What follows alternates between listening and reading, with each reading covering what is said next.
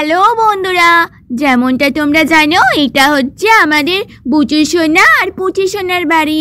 এইখানে দেখো আমাদের বুচু সোনা তার মায়ের সাথে ঘুমিয়ে রয়েছে, আর ওইদিকে ঘুমিয়ে আছে দেখো আমাদের পুচু সোনা আর আমাদের পুচু সোনার মাম্মা। তাহলে চলো এইবার দেখে নি কি হতে চলেছে আমাদের আজকের এই পর্বে। বন্ধুরা, এমন সময় আমাদের বুচু সোনার ঘুম ভেঙে যায়। আরে সকাল তো হয়ে গেছে, পুচি দিদি কি এখনো ঘুমোচ্ছে? যাই গিয়ে দেখি তো। আরে এইটা কি? আমার পেটের মধ্যে এটা কি হয়েছে? এমা, আমাকে তো দেখে মনে হচ্ছে আমার আবার বেবি হবে। এ বাবা, আমার পেটের মধ্যে, আরে ভালোই তো হবে। আমি পুচি দিদি আমরা সবাই একসঙ্গে খেলা করতে পারবো। হ্যাঁ, সকাল হয়ে গেছে, যাই এবার উঠি। আরে আমার ছেলেটা কোথায় গেল? আরে বুচু, কোথায় তুমি? বুচু সোনা কোথায়? সকাল সকাল কোথায় গেছো? এই তো মাম্মা, আমি রান্নাঘরে আছি। রান্নাঘরে? নিশ্চয়ই আবার কোনো দুষ্টুমি করতে গেছে। আরে বুচু, তোমার পেটে এটা কি হয়েছে?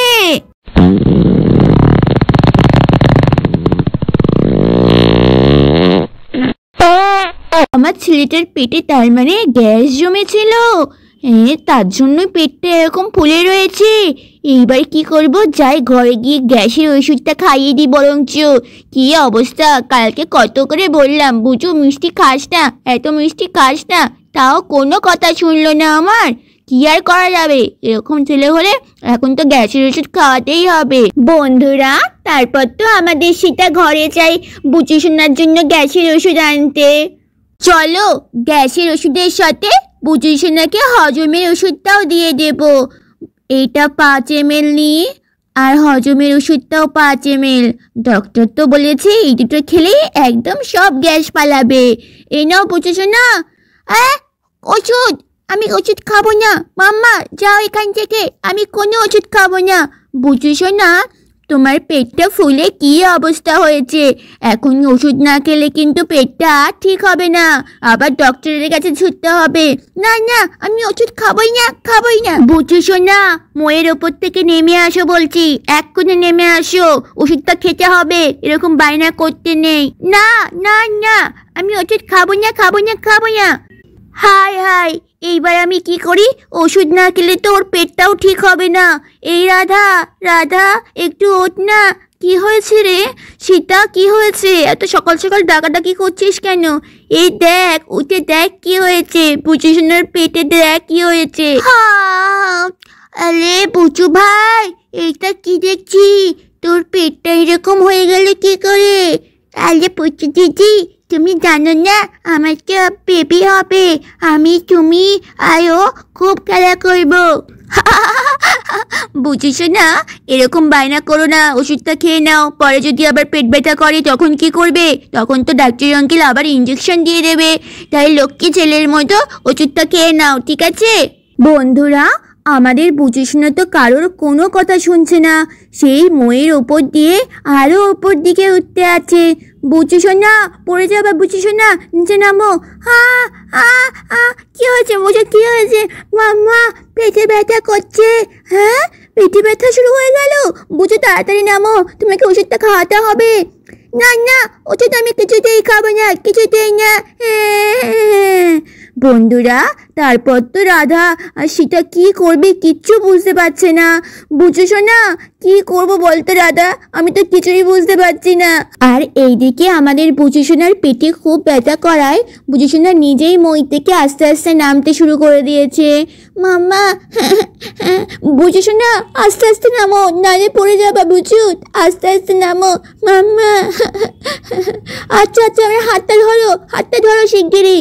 বন্ধুরা, তারপর আমাদের বুচু সোনা মই থেকে নেমে পড়ে। বুচু সোনা, এই নাও, এইবার ওষুধটা খেয়ে নাও, পেট ব্যথা কমে যাবে।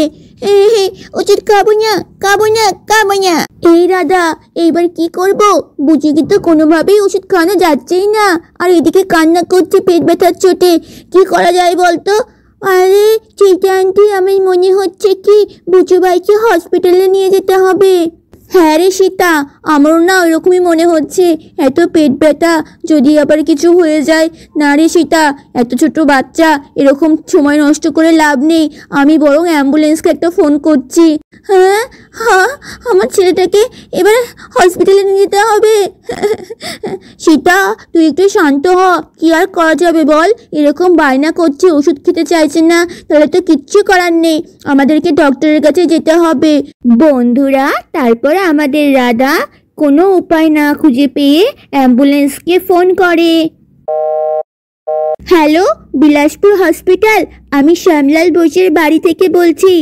আপনাদের জরুরি বিভাগ থেকে একটা অ্যাম্বুলেন্স শিগগির পাঠিয়ে দিন এখানে। একটা এমার্জেন্সি কন্ডিশন রয়েছে। ঠিক আছে ঠিক আছে, 5 মিনিটের মধ্যে আসছে। আচ্ছা ঠিক আছে, আমরা অপেক্ষা করছি, তাড়াতাড়ি আসুন। 5 মিনিট পর।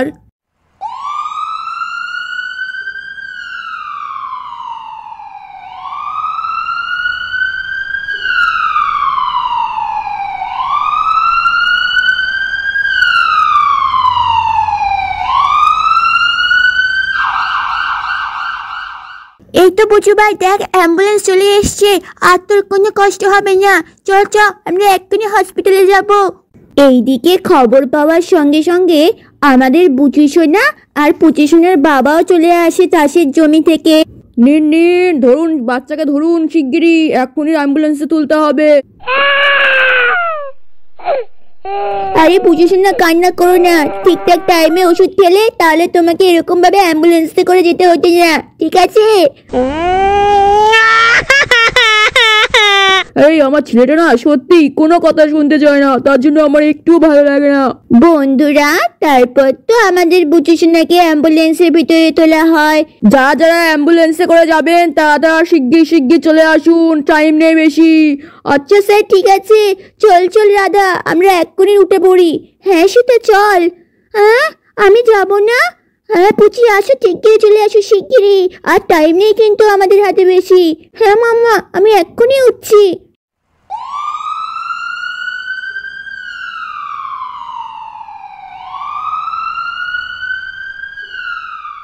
ভাই কৃষ্ণা, চল আমরা এবার রওনা দিই। হ্যাঁ ভাই চল, কি আর করা যাবে। হ্যাঁ ভাই, একদম চিন্তা করিস না, চল চল এক্ষুনি বেরিয়ে পড়ি।